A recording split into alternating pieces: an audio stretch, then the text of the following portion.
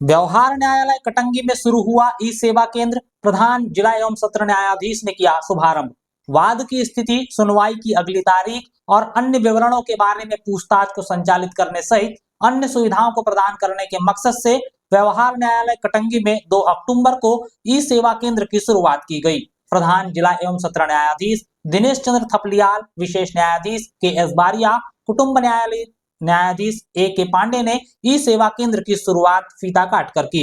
इससे पहले सभी ने मां सरस्वती और राष्ट्रपिता महात्मा गांधी जी के छायाचित्र का पूजन किया। इस दौरान अतिरिक्त जिला न्यायाधीश M.K. तिवारी, सुधीर सिंह ठाकुर, प्रथम श्रेणी न्यायिक मजिस्ट्रेट वारासिवनी रौनक पाटीदार, शैलेंद्र रैकवार, प्रथम श्रेणी न्यायिक मजिस्ट्रेट कटंगी सुश्री सुधा पांडे, नेहा ठाकुर, तहसील विधिक सेवा समिति अध्यक्ष के.एस. पटले, एसडीएम मधुवंतराव धुर्वे, एसडीओपी माणक मणि कुमावत, थाना प्रभारी गहलोत सेमलिया, तिरोड़ी थाना प्रभारी जयंत मर्सकोले, महकीपार चौकी प्रभारी सुरेंद्र उइके, नायब तहसीलदार महेश सोलंकी, विवेकानंद एजुकेशन सोसाइटी सचिव चिराग शर्मा सहित तमाम अधिवक्तागण और न्यायालयीन कर्मचारी मौजूद रहे।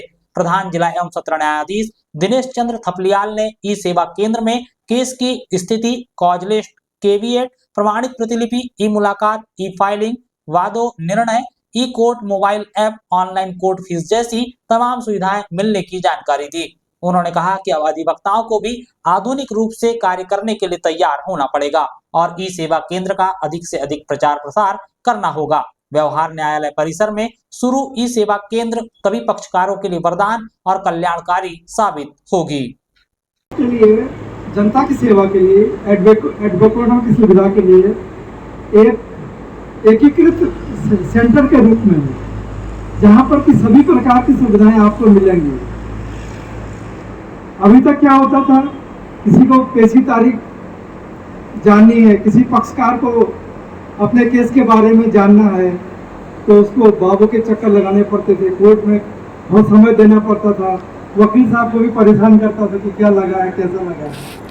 लेकिन अब जैसे ही पक्षकार आएगा अपने ई सेवा केंद्र में अपने केस के बारे में केस नंबर देते ही उसको पूरी जानकारी मिल जाएगी कि केस कब लगा, उसमें क्या आदेश हुआ और आगे की तारीख क्या लगी है, सब चीज़ जानकारी हो जाएगी। इसके अलावा अगर वो नकल के लिए भी चाहता है कि हमको नकल चाहिए इस केस के जो आदेश हुआ है, तो उसके लिए भी डायरेक्ट अप्लाई कर सकता है। क्योंकि ये जो आने वाला समय है, ये सब अब कागज पत्र वाला जमाना नहीं रहेगा, अब सब रहेगा वर्चुअल और इससे रहेगा पेन ड्राइव से। ई कोर्ट प्रोजेक्ट चल रही, ई कोर्ट प्रोजेक्ट के तहत अब सब काम कंप्यूटर से, लैपटॉप से और मोबाइल से ही होंगे। तो इसके लिए आप लोगों को भी दक्ष होना पड़ेगा, विशेषकर एडवोकेट लोगों को, क्योंकि इसमें ई फाइलिंग की सुविधा भी है। अब वो आपको सब कागज वागज लगाना नहीं पड़ेंगे, बल्कि ई फाइल से पेन ड्राइव दे करके अपना ई फाइल कर सकते हैं। जो भी आपको चालान को पेश करना है, अपना दावा, जवाब दावा जो भी पेश करना है, वो सब इससे हो जाएंगे। पक्षकारों की सुविधा के लिए इसमें कई चीज़ें हैं। जैसे अभी फाइन जमा करने के लिए आप लोग बाहर से जाते हो, जो सेवा केंद्र इनमें जाते हो, लेकिन अब यहाँ जो भी फाइन होगा, फाइन जमा करने के लिए यही सुविधा रहेगी, यहीं के ही सब चीज़ जमा हो जाएगा।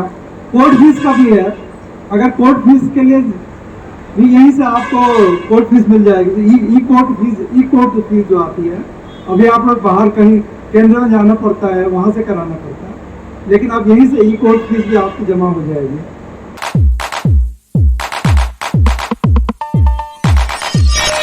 गांधी प्रतिमा के समक्ष किसानों ने किया धरना प्रदर्शन। राष्ट्रीय किसान मजदूर महासंघ ने एसडीएम को 7 सूत्री मांगों को लेकर सौंपा ज्ञापन।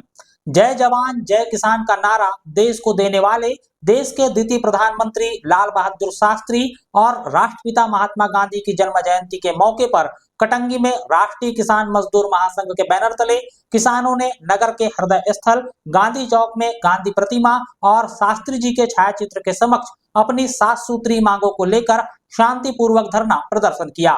दोपहर 12 बजे से किसान गांधी चौक में एकत्रित हुए और करीब 4 घंटे तक उन्होंने धरना दिया। वहीं एसडीएम मधुवंतराव धुर्वे को राष्ट्रपति, प्रधानमंत्री और प्रदेश के मुख्यमंत्री के नाम ज्ञापन सौंपकर धरना प्रदर्शन समाप्त किया। महासंघ ने ज्ञापन सौंपते हुए चेतावनी भी दी है कि अगर शीघ्र ही उनकी मांगों पर विचार नहीं किया गया तो सभी 13 सेक्टर में बैठक कर एसडीएम कार्यालय और विधायक निवास का घेराव किया जाएगा, जिसकी सारी जवाबदेही शासन प्रशासन की होगी।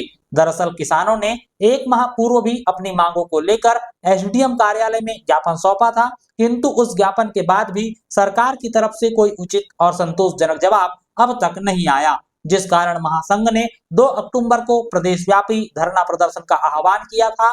बता दें कि राष्ट्रीय किसान मजदूर महासंघ फसलों का मूल्य स्वामीनाथन कमेटी की सिफारिशों के अनुसार C2 50% दिए जाने, देश भर के किसानों का कृषि कार्य के लिए लिया गया कर्ज माफ करने, समर्थन मूल्य गारंटी कानून बनाने, फसल बीमा योजना में पटवारी हल्का के बजाय किसान को इकाई माने जाने, वन्य प्राणी को खेतों में आने से रोकने के लिए उचित व्यवस्था बनाए जाने और वन्य प्राणियों से फसल क्षति होने पर मुआवजा प्रदान करने।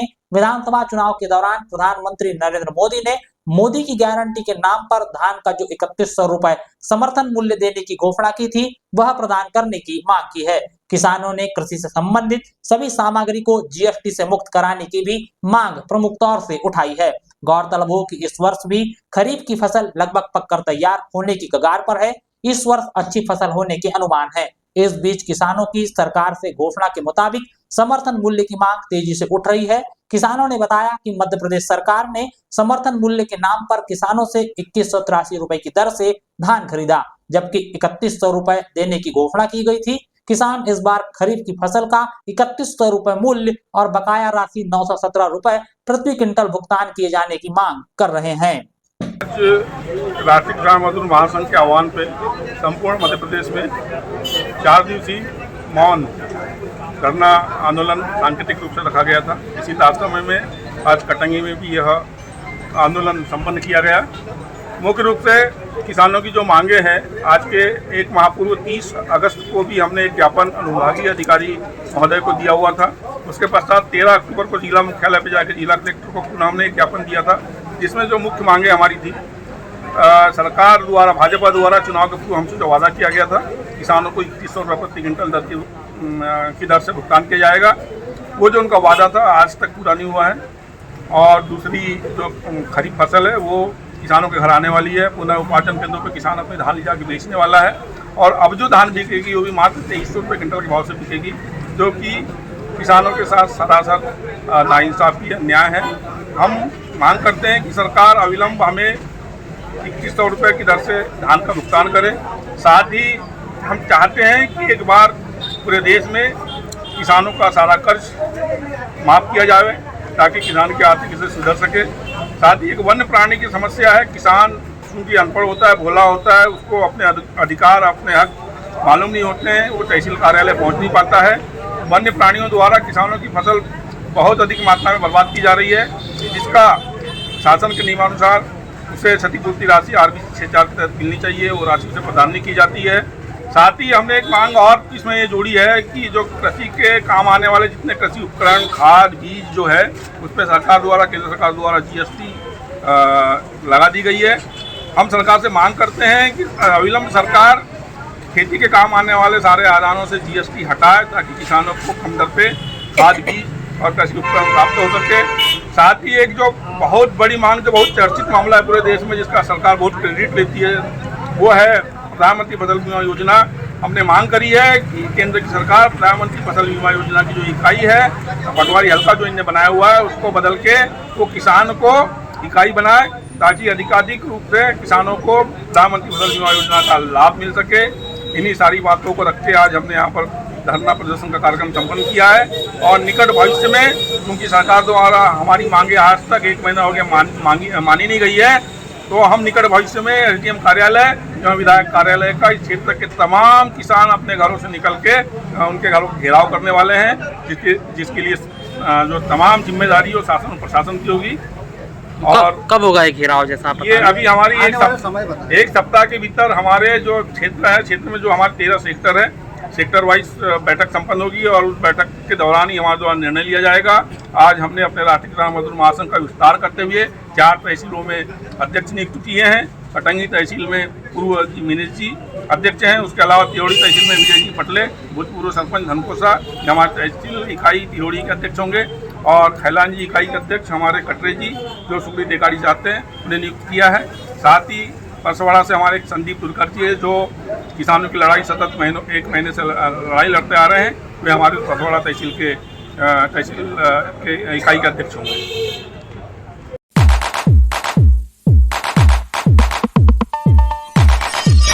नगर परिषद कटंगी ने मनाया स्वच्छता दिवस। सफाई कर्मचारियों और विद्यार्थियों को किया गया सम्मानित।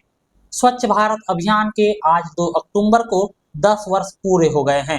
भारत को स्वच्छ बनाने और बेहतर स्वच्छता सुविधाएं सुनिश्चित करने के लिए एक महत्वपूर्ण सामाजिक प्रयास स्वच्छ भारत अभियान के 10 वर्ष पूर्ण होने पर नगर परिषद कटंगी के सभाहाल में स्वच्छता दिवस मनाया गया।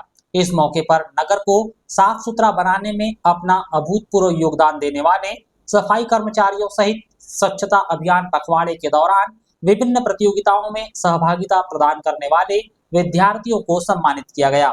एसडीएम मधुवंत राव धुर्वे, तहसीलदार छवि पंत, नगर परिषद अध्यक्ष योगेंद्र ठाकुर, रवि प्रकाश श्रीवास्तव सीएमओ, सहायक संचालक शिक्षा विभाग सीएस कुशराम, नायब तहसीलदार महेश सोलंकी, नगर परिषद उपाध्यक्ष धर्मकला देशमुख, पूर्व नगर परिषद अध्यक्ष मेश कुमार देशमुख, वार्ड पार्षद मनीषा कोचर, गायत्री ठाकरे सहित अन्य गणमान्य जनों की उपस्थिति में स्वच्छता दिवस समारोह का आयोजन हुआ।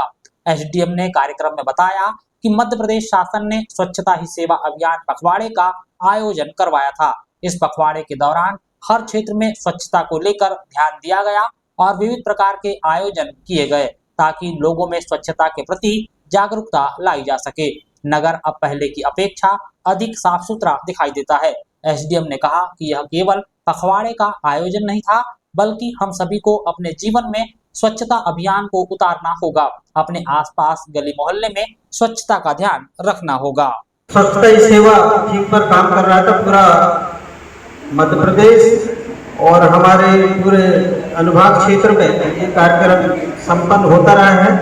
हर क्षेत्र में सफाई के उस पर विशेष ध्यान देना था और विशेष रूप से आज समापन समारोह में हमारे राष्ट्रपिता महात्मा गांधी जी का जयंती है और साथ ही हमारे पूर्व द्वितीय प्रधानमंत्री देश के परम आदरणीय लाल बहादुर शास्त्री जी का भी जन्मदिन है। दोनों महान नेताओं का जयंती है। सभी को महान नेताओं की जयंती की शुभकामनाएं देता हूं मैं। और विशेष रूप से जो नगरीय क्षेत्र है हमारा, जो स्वच्छता के घटक है, उसमें वास्तव में हम लोग कार्यक्रम गांधी जी के कार्यक्रम माल्यार्पण कार्यक्रम में हम लोग कुछ लोगों ने सफाई के मामले में नगर परिषद की तारीफ की। नगर परिषद बहुत बहुत बधाई और दिखता भी है साफ सुथरा नगर। और सफाई के मामले में सभी को साफ करना है। हम लोगों ने भी हमने हमारे ऑफिसों को, कार्यालय को, ग्राम पंचायत, जनपद सभी अधिकारी कर्मचारियों ने अपने अपने कार्यालयों के कार्यालय और परिसर को साफ सुथरा किए हैं। और ये कार्यक्रम पखवाड़ा तक सीमित नहीं है, ये जीवन भर चलता रहेगा। जब तक हम जीवन अपना हम लोग साफ सफाई करते रहें। नगर परिषद अध्यक्ष योगेंद्र ठाकुर ने स्वच्छता दिवस के अवसर पर कहा कि राष्ट्रपिता महात्मा गांधी और पूर्व प्रधानमंत्री लाल बहादुर शास्त्री जी देश के 2 फूल है जिनकी महक हमेशा बरकरार रहेगी। उन्होंने कहा कि स्वच्छता पखवाड़ा मनाने का मकसद ही हम सभी अपने आसपास के अलावा अपनी गली मोहल्ले और नगर को हमेशा साफ सुथरा बनाए रखे। शहर को तभी साफ सुथरा और सुंदर बनाया जा सकता है जब प्रत्येक व्यक्ति अपनी नैतिक जिम्मेदारी को समझे। नगर परिषद केवल माध्यम मात्र है, वह आपको सुविधाएं दे सकती है, लेकिन शहर को सुंदर बनाने के लिए सभी का सहयोग जरूरी है। विश्व के कई उन्नत देश में सफाई तब संभव हो पाई है जब वहां के नागरिकों ने अपने नैतिक मूल्यों में स्वच्छता को शामिल किया है। आज का ये बड़ा दिन शुभ है कि आज के दिन ही ऐसे 2 फूल हमारे देश में खिले जिन्होंने इस भारत का मान सम्मान पूरे विश्व में फैला दिया और जिनकी खुशबू आज तक हमारे दिलों में, हमारे बीच में बनी हुई है। आज स्वच्छता अभियान का यह अंतिम दिन है। यह अभियान पिछले 17 सितंबर से चालू हुआ था और आज गांधी जयंती के उपलक्ष्य में इसका समापन किया जा रहा है। तहसीलदार छवि पंत ने कहा कि स्वच्छता की मूर्ति महात्मा गांधी और सादगी के प्रतीक द्वितीय प्रधानमंत्री लाल बहादुर शास्त्री जी की जयंती आज हम सभी मना रहे हैं। इसी के साथ ही स्वच्छता का संदेश देते हुए स्वच्छता पखवाड़ा बीता है, जिसके अंतिम दिन हम बेहतर कार्य करने वाले सफाई कर्मचारियों का सम्मान कर रहे हैं। उन्होंने कहा कि स्वच्छता की प्रेरणा हमारे भीतर सदैव बनी रहनी चाहिए, क्योंकि साफ सफाई सभी को अच्छी लगती है, लेकिन हर कोई अपने आसपास सफाई नहीं रखता। इसीलिए हम सभी को आज अपने आसपास साफ सफाई बनाए रखने की प्रेरणा लेनी चाहिए। सफाई कर्मचारी शहर को साफ सुथरा रखने को सबसे पुनीत कार्य करते हैं। अब हम सभी को इनके साथ अपनी भी जिम्मेदारी बांटनी होगी। घर, गली, मोहल्ला को साफ सुथरा बनाए रखने में इनका सहयोग करना होगा, क्योंकि स्वच्छ रहेगा भारत तो स्वस्थ रहेगा भारत। स्वच्छता दिवस के मौके पर नगर परिषद उपाध्यक्ष धर्मकला देशमुख ने मंच से अपनी नाराजगी जाहिर की। उन्होंने कहा कि स्वच्छता दिवस के सपने को साकार करने के लिए नगर परिषद को अपने सफाई कर्मचारियों की जरूरत का भी ध्यान रखना होगा। उन्होंने कहा कि नगर परिषद में सीएमओ बेवजह कर्मचारियों को परेशान करते हैं और उन्हें काम से निकाल रहे हैं। इसके अलावा उन्होंने और भी अन्य बिंदुओं पर अपनी नाराजगी जाहिर की। आज 2 अक्टूबर के दिन हम स्वच्छता की मूर्ति हमारे महात्मा गांधी जी और सादगी की मूर्त आदरणीय द्वितीय प्रधानमंत्री लाल बहादुर शास्त्री जी की जयंती मना रहे हैं। इसी के साथ ही लगातार स्वच्छता का संदेश देते हुए जो स्वच्छता पखवाड़ा बीता है, उसके अंतिम दिवस में हम अपने स्वच्छता में बेहतर काम करने वाले कर्मचारियों का सम्मान भी करेंगे। ये स्वच्छता पखवाड़ा जो मनाया गया, ये जयंती आज जो मनाई जा रही है, निश्चित रूप से इसकी प्रेरणा साल भर रहनी चाहिए।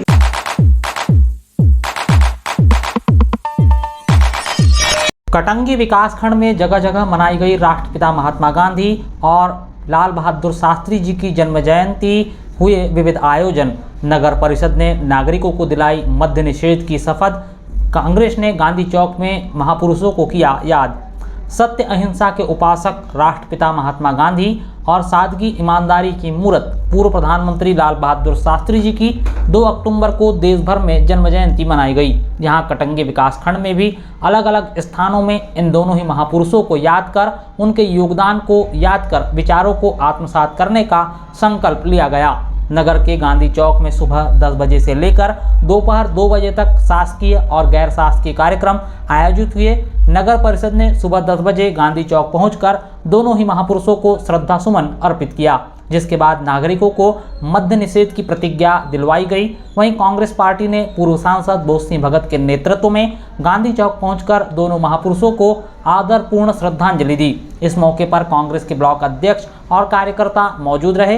बोस सिंह भगत ने कहा कि पूज्य बापू का सत्य, सद्भाव और समानता पर आधारित जीवन और आदर्श देशवासियों के लिए सदैव प्रेरणापुंज बना रहेगा। देश के जवान, किसान और स्वाभिमान के लिए अपना जीवन समर्पित करने वाले पूर्व प्रधानमंत्री लाल बहादुर शास्त्री जी के अविस्मरणीय योगदान को देश कभी नहीं भुला पाएगा। नगर के अलावा अर्जुन नाला और पाथरवाड़ा गांधी चौक में भी महापुरुषों की जयंती बेहद सादगी के साथ मनाई गई।